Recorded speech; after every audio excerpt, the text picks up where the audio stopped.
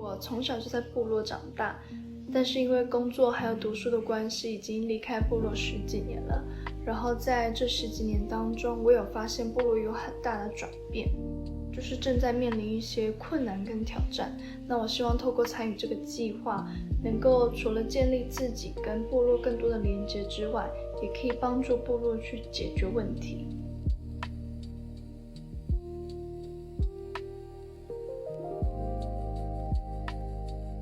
想说就借由高士青年比较有经验的，可以就是一起带领我们安藤的青年做不同的事情，看能不能碰撞出不同的火花。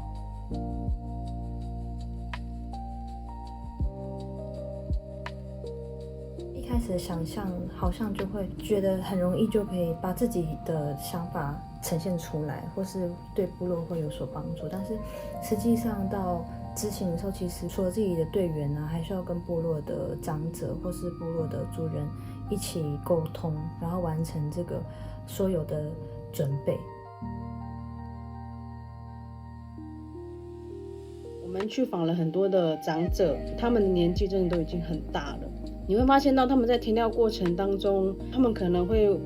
突然间的忘记一些我们田调的内容。你这时候就会觉得有些东西我们的长者已经慢慢的开始在忘记了。如果我们这时候再不把我们这些部落重要的资源或是重要的记忆保存下来，真的会很可惜。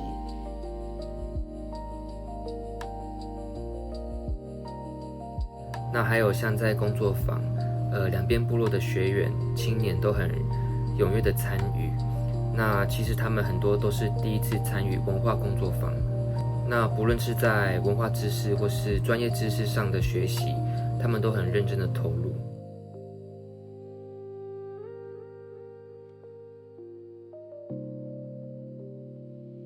非常非常感谢长辈愿意陪我们，就是做很多事情，愿意分享他们的生活经验。那也很感谢就是部落的一些青年，他们愿意花自己工作额外的时间来参与这件事。大家一定是排除非常非常多的困难的事情，才可以做这个社区行动的事情，所以真的非常感谢大家。